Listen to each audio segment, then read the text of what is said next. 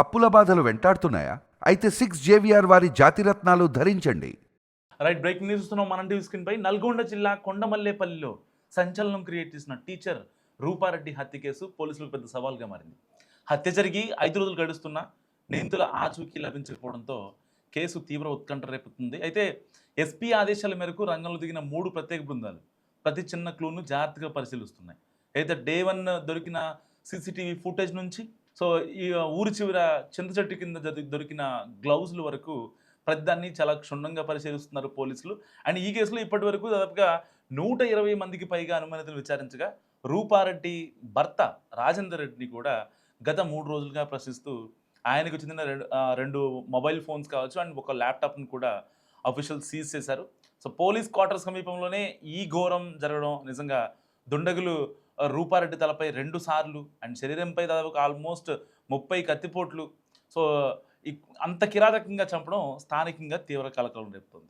ఈ దారుణం professional killers పని అయి ఉంటుందని పోలీసులు అనుమానం వ్యక్తం చేస్తున్న నేపథ్యంలో ఇప్పుడు భర్త విచారణ చాలా కీలక ట్విస్ట్ రేపుతుంది.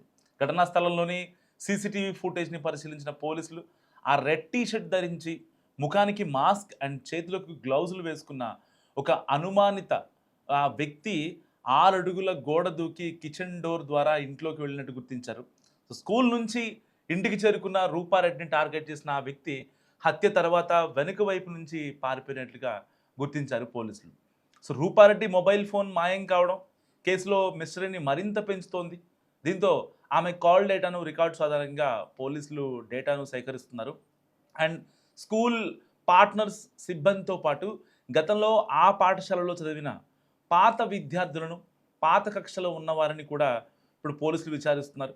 జిల్లా ఎస్పీ స్వయంగా పర్యవేక్షిస్తున్న ఈ కేసులో లోతైన కుట్ర దాగి ఉన్నట్లు కూడా భావిస్తుండగా త్వరలోనే నిందితులు అరెస్ట్ చేస్తామని పోలీసులు ధీమా వ్యక్తం చేస్తున్నారు. ఇలాంటి నేపథ్యంలో ఒక రూపారెడ్డి కేసులో కీలక ట్విస్ట్ అని చెప్పుకోవచ్చు. భర్తని 3 రోజులుగా విచారిస్తుంటే డే 1 అతను ఎలాంటి దొంగతనం అయితే 4-5 రోజులుగా రూపారెడ్డి హత్య జరిగిన తర్వాత ఆవిడ హ్యాండ్ బ్యాగ్లోని ₹1,00,000 క్యాష్ని చంపిన నిందితులు ఎవరైతే ఉన్నారో వాళ్ళు ఎత్తుకెళ్లారు అని చెప్పి భర్తే చెప్పాడు.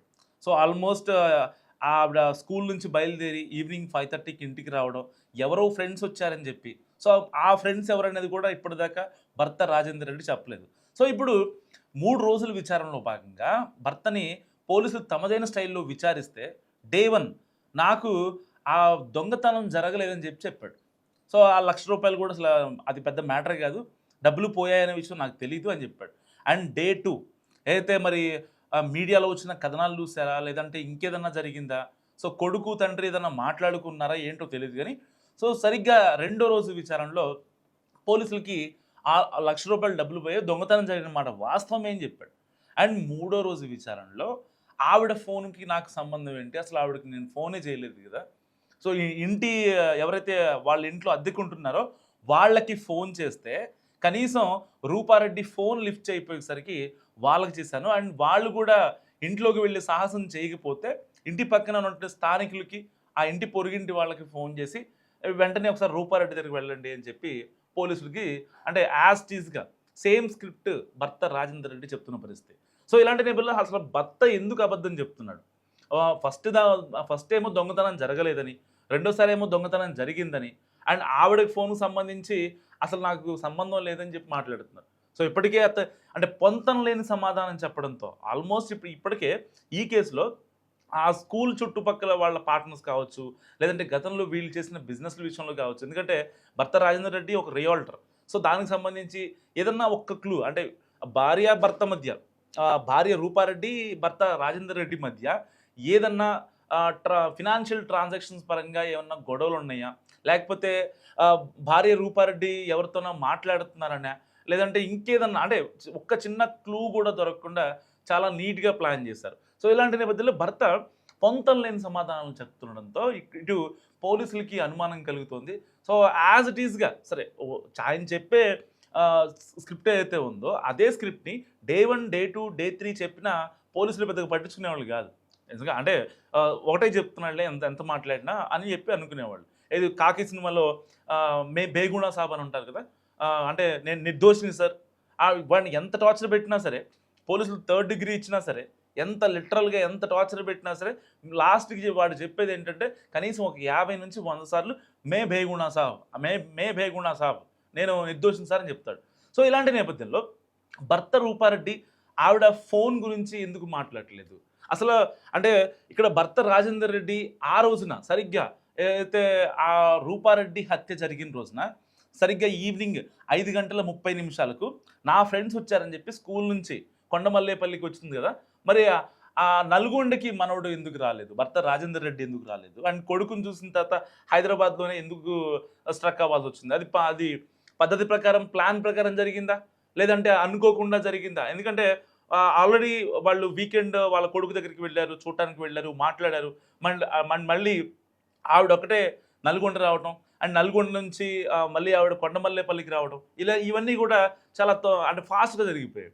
ఇక్కడ భర్త ప్రమేయం లేదు. ఎందుకంటే అసలు అంటే ఇంటి పక్కన వాళ్ళు స్థానికులు కావచ్చు, వీళ్ళ బంధువులు కావచ్చు, అండ్ యాజ్ ఎ రియాల్టర్గా ఉన్న రాజేందర్ రెడ్డి వాళ్ళ ఫ్రెండ్స్ కావచ్చు.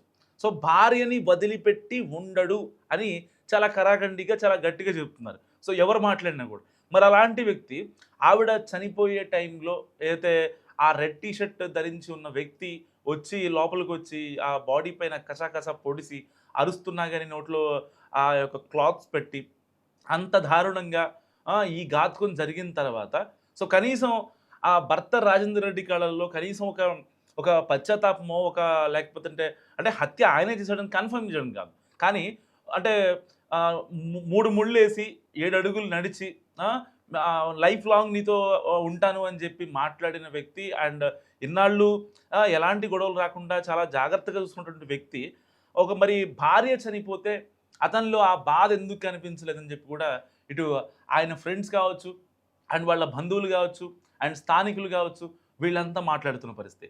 మరి ఇలాంటి నేపథ్యంలో గత కొద్ది రోజులుగా వాళ్ళ ఇంట్లో కొన్ని గొడవలు జరుగుతున్నాయి అని చెప్పి మాట్లాడుతుంది. నిజంగా ఆ గొడవలు మరి ఫినాన్షియల్ ట్రాన్సాక్షన్స్ గురించేనా, ఆ ఆర్థిక లావాదేవీల్లో నిజంగా ఏమన్నా గొడవలు ఉంటే ఇంకా భార్య రూపారెడ్డిని ఎట్టి పరిస్థితుల్లో అంటే కొంచెం పక్కకు జరిపేస్తే ఆవిడని సేఫ్గా పక్కకు జరిపేస్తే సో లూప్ లైన్లో ఉండదు కాబట్టి ఎట్టి పరిస్థితుల్లో ఫర్దర్గా వీళ్ళే చేసే ఛాన్స్ ఉంటుంది. అంటే వాళ్ళు ఏమనుకుంటున్నారో దానికే స్టిక్ ఆన్ అయ్యే ఛాన్స్ కూడా ఉండే అవకాశం ఉన్న నేపథ్యంలో మరి రూపారెడ్డిని ఎవరు చంపారు? నిజంగా ఇప్పుడు ఏదైతే ఆ సీసీటీవీ ఫుటేజ్ వెలుగులోకి వచ్చిందో రెడ్ టీ షర్ట్ వేసుకున్న వ్యక్తి వాళ్ళ ఇంటి వెనక నుంచి రావడం, అండ్ ఆవిడని పొడి చేసి ఆ హ్యాండ్ బ్యాగ్ తీసుకొని వెళ్తున్న ఆ డబ్బులు తీసుకొని వెళ్తున్నటువంటి విజువల్ చాలా క్రిస్టల్ క్లియర్గా కనిపిస్తుంది.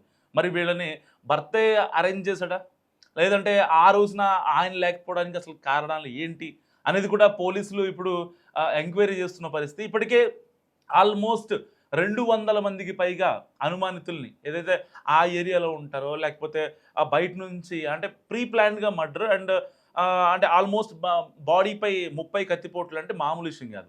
సో ఒక ప్రొఫెషనల్ కిల్లర్ మాత్రమే ఇలాంటివి చేయగలడు. దెర్ ఈజ్ నో ఛాన్స్ అంటే వాళ్ళ తెలిసిన వాళ్ళు కావచ్చు, లేకపోతే ఇంకోళ్ళు కావచ్చు, అంత గమ్మున సాహసం చేయలేరు. సరే చంపేస్తే డైరెక్ట్గా ఒక కత్తిపోటుతో 2 కత్తిపోట్లు చేయొచ్చు, కానీ బాడీ పైన 30 కత్తిపోట్లు ఉన్నాయంటే జస్ట్ ఇమాజిన్. సో ఒక హై ప్రొఫెషనల్ కిల్లర్ మాత్రమే దీన్ని ఇలా ట్యాకిల్ చేయగలడు. సో ఇలాంటి నేపథ్యంలో అసలు అతన్ని పురమాయించింది ఎవరు? ఊరి చివర ఎక్కడో చింత చెట్టు కింద వెళ్ళి గ్లౌజులు పడేయాల్సిన అవసరం ఉంది. దట్టు అవి రక్తపు గ్లౌజులు, అంటే ఆల్మోస్ట్ అన్ని కత్తిపోట్లు పొడిచిన తర్వాత ఆ రక్తపు మరకలు అంటుకునే అవకాశం ఉంది కాబట్టి సో ఆ గ్లౌజుల్ని అక్కడే ఎందుకు పడేయాలి? నిజంగా ఒకవేళ కనుక అంటే ఎవరో బయట వాళ్ళు వచ్చి చేశారు, సో బయట వాళ్ళు వచ్చి ఈ రూపారెడ్డిని హత్య చేశారు కాబట్టి అక్కడ ఎలాంటి ఊళ్ళో వాళ్ళు కావచ్చు, తెలిసిన వాళ్ళు కావచ్చు, ఇలాంటి వాళ్ళు చేయలేదు అని అనుకోవడానిక, లేదంటే ఇటు భర్తకి సంబంధం లేదు అని చెప్పి అంటే అంటే ఇక డాట్స్ని కనెక్ట్ చేసుకుంటే ఏది ఎటు వెళ్తుందో అర్థం కానట్టు సిచ్యువేషన్. ఇప్పటిదాకా కేవలం ఒక ఇన్నోసెంట్ ఆవిడకి ఎవరితో కూడా బేసిక్గా గొడవలు లేవు, స్కూల్ చూసుకుంటారు, ఇటు ఫ్యామిలీ, కొడుకుతో ఫోన్ మాట్లాడటం, వాళ్ళ అమ్మలతో ఫోన్ మాట్లాడటం, ఇంతవరకే. ఎంత ఇన్నోసెంట్గా ఉండే రూపారెడ్డిని అంత కిరాతకంగా అరుస్తున్నా కూడా వదలకుండా పేగులు బయటికి తీసి మరి ఆవిడని అనంతలోకాలకి పంపించాల్సిన అవసరం, అంటే అంత క్రూరంగా చంపాల్సిన అవసరం ఏమొచ్చిందని చెప్పి చాలామంది మాట్లాడుకున్నారు. కానీ ఇప్పుడు భర్త యొక్క మూడో రోజు విచారణ తర్వాత పోలీసులకి మెంటల్ ఎక్కిపోయే ఒక క్లూ దొరికిందని చెప్పాలి. ఎందుకంటే భర్త పొంతన లేని సమాధానాలు చెప్తున్నాడు. అసలు ఫోన్ గురించి మాట్లాడట్లేదు. అండ్ దొంగతనం ఎలా జరిగింది ఏంటంటే దాని గురించి స్కిప్ చేస్తున్నాడు. సో ఇలాంటి నేపథ్యంలో భర్తపై పోలీసులు అంటే అతనే చేశాడు, లేదంటే అతను చేయించాడు. సో ఇప్పటికే అతని ఫోన్‌ని గానీ, అతని ల్యాప్‌టాప్‌ని గానీ అండ్ అతని దగ్గర 2 ఫోన్స్ ఉన్నాయి. అవన్నీ సీజ్ చేశారు. సో లాస్ట్ కాల్ ఎవరికి వెళ్ళింది ఏంటనే దానిపై కూడా ఇప్పుడు పోలీసులు ఆరా తీస్తున్నారు. ఒకవేళ మరి ఆవిడ ఫోన్‌లో ఏముందనేది చూద్దామన్నా కూడా ఆవిడ ఫోన్ మిస్ అవ్వడం జరిగింది. మరి ఆ ఫోన్ ఎప్పుడు దొరుకుతది? అంటే లాస్ట్ సిగ్నల్ ఎక్కడికి వెళ్ళింది? ఏంటి అనేది కూడా ఇప్పుడు పోలీసులు ఆరా తీస్తున్న పరిస్థితి. ఒకవేళ ఆవిడ మెయిల్ ఐడీ దొరికినా సో ఆ మెయిల్ ఐడీ త్రూగా ఎందుకంటే వాళ్ళ కొడుకుని కూడా ఇప్పుడు విచారించే అవకాశం ఉంది. సో వాళ్ళ కొడుకు మెయిల్ ఐడీ వాడుతుందని పోలీసులు చెప్తున్న పరిస్థితి. అంటే ఒక చిన్న క్లూ దొరికింది పోలీసులకి. ఒకవేళ ఆ మెయిల్ ఐడీ తీసుకుంటే is there any chats? Is there any pics or something? Is there any conversations? WhatsApp conversations ఏమన్నా ఉండే అవకాశం ఉందంటూ కూడా పోలీసులు మాట్లాడుతున్నారు. సో ఈ కేసు గురించి మీరేమనుకుంటున్నారు? మస్ట్ కామెంట్ చేయండి.